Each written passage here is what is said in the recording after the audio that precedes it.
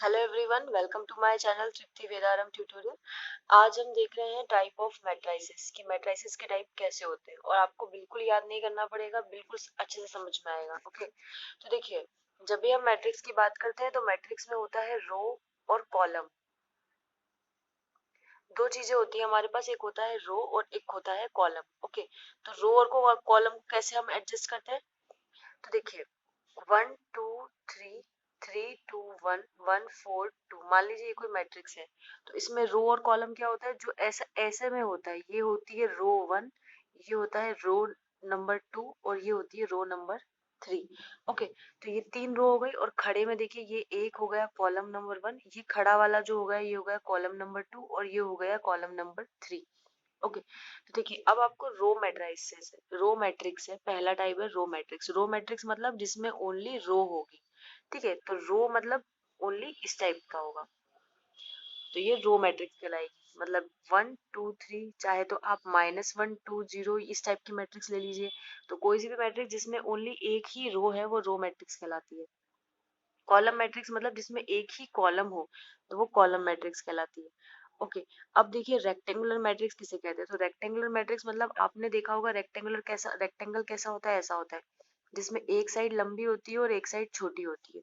Okay, तो rectangular matrix में basically क्या होता है कि या तो रो ज्यादा होंगे या फिर कॉलम ज्यादा होंगे। तो पहला वाला अगर आप देखोगे तो पहले वाले में आपको मिल रहा है कि आपकी रो जो है ये एक और दो, दो रो है।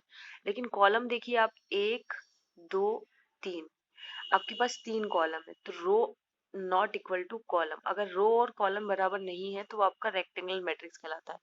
अगर आप इसमें देखना चाहो, इसमें तो देखिए ये है फर्स्ट रो, ये सेकंड रो और ये थर्ड रो। ठीक है, और अगर कॉलम देखेंगे तो ये खड़ा वाला कॉलम, ये पहला कॉलम, ये दूसरा कॉलम। ठीक है, तो रो जो है वो इसमें हो गई आपके पास तीन और कॉलम हो गई कितनी, दो इस वाले के लिए। ठीक है, तो रो तीन कॉलम दो दोनों इक्वल नहीं है, इसका मतलब ये कौन सा मैट्रिक्स हुआ, रेक्टेंगुलर मैट्रिक्स। ओके, उसी प्रकार से अगर आप बात करें स्क्वायर मैट्रिक्स, तो स्क्वायर मैट्रिक्स क्या होता है, जिसमें रो और कॉलम बराबर होते हैं। अब आप इसका देखो तो इसमें एक रो और दो रो, ये दो रो है और एक रो, एक कॉलम और दो कॉलम, तो दो रो है और दो कॉलम है, दोनों बराबर है, इसका मतलब स्क्वायर मैट्रिक्स।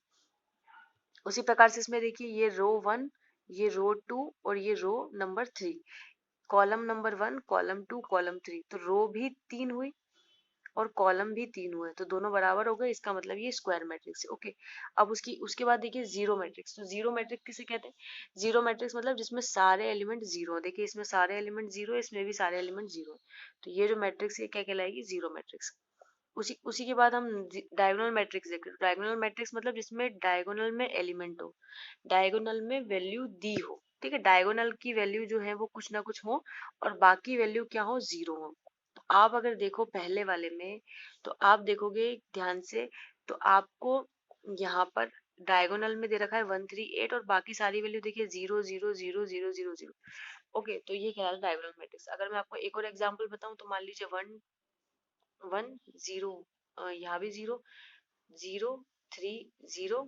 अब आप बताइए अगली वैल्यू क्या होगी, 0 0 -1, इस टाइप का मान लीजिए। तो ये भी तीन वैल्यू गिवन है, बाकी की सारी वैल्यू जीरो है, इसका मतलब ओनली डायगोनल में वैल्यू है, तो इसलिए क्या कहलाएगा, डायगोनल मैट्रिक्स। ओके, उसी प्रकार से देखिए ये वाला भी डायगोनल मैट्रिक्स कहलाएगा, क्यों, क्योंकि इसमें डायगोनल में है 1 और -1, बाकी सारी वैल्यू जीरो। ये इसमें भी डायगोनल में है 1 और 3, बाकी सारी वैल्यू जीरो, तो ये डायगोनल मैट्रिक्स कहलाते हैं।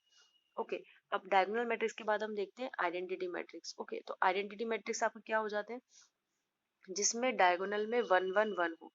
अगर डायगोनल एलिमेंट्स अलग अलग हो तो डायगोनल मैट्रिक्स कहलाता है। अगर ये तीनों वैल्यू 1 हो जाए, ये तीनों वैल्यू 1 हो जाए, तो ये कहलाता है यूनिट मैट्रिक्स या identity matrix. Okay, unit matrix और आइडेंटिटी मैट्रिक्स इसलिए इसलिए भी कहते हैं क्योंकि इसका अगर आप डिटर्मिनेंट निकालोगे तो वो कितना आएगा, 1 आएगा, और 1 मतलब यूनिट, यूनिट है ना, 1 मतलब एक यूनिट, तो एक यूनिट मतलब इसलिए यूनिट मैट्रिक्स कहलाता है ये। ओके, उसी प्रकार से आप देखेंगे अपर ट्रायंगुलर और लोअर ट्रायंगुलर। अब अगर हम बात करें अपर ट्रायंगुलर मैट्रिक्स की, तो अपर ट्रायंगुलर मैट्रिक्स में देखिए आप, ऊपर ट्रायंगल बन रहा है, ये ट्रायंगल बना, समझ रहे हैं। मान लीजिए आपके पास 1 2 3 4 5 6 7 8 9, 9 वैल्यू होती है। तो अगर ये ऊपर ट्रायंगल बन गया और ये ट्रायंगल किसका बनेगा, 0 0 0 का। अगर ऊपर की 3 वैल्यू 0 है और बाकी सारी में वैल्यूज है ना, बाकी सारे में कुछ ना कुछ जरूर लिखा है। देखिए 2 2 1 0 1 2 4 6, तो ऊपर की 3 वैल्यू अगर 0 है तो यह कहलाएगा अपर ट्रायंगुलर। उसी प्रकार से अगर नीचे की तीनों वैल्यू 0 रखी, देखिए ये 0 ये 0 ये 0, तो क्या कहलाएगा लोअर ट्रायंगुलर मैट्रिक्स। बाकी की वैल्यू कुछ ना कुछ हो सकती है। ओके, तो ये कहलाएगा अपर ट्रायंगुलर और लोअर ट्रायंगुलर। उसी प्रकार से स्केलर मैट्रिक्स, स्केलर मैट्रिक्स क्या होता है, के इंटू आइडेंटिटी, ऐसा मैट्रिक्स जिसको हम आइडेंटिटी के गुणनफल के रूप में लिख सकते हैं।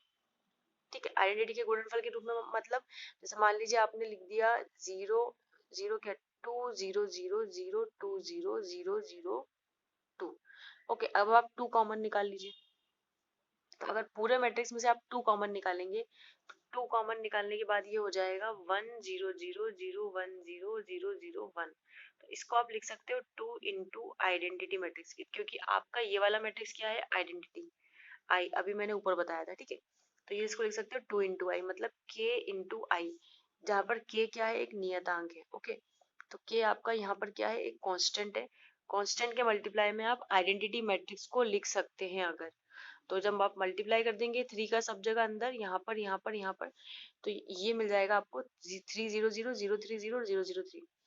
तो इसको अगर आप के इंटू आई के फॉर्म में लिख सकते हैं तो ये स्केलर मैट्रिक्स कहलाएगा। ओके, तो ये थे आपके मैट्रिक्स के टाइप्स। अगर आपको वीडियो हेल्पफुल लगी हो तो प्लीज लाइक करें। और भी मैंने प्लेलिस्ट दे रखा है मैथ्स, फिजिक्स, केमिस्ट्री के और कॉम्पिटिटिव एग्जाम्स के, तो आप प्लेलिस्ट में जाकर चेक कर सकते हैं। स्टैटिस्टिक्स के भी वीडियो हैं मेरे चैनल पर। तो I hope you like this video, please share, subscribe, thank you for watching.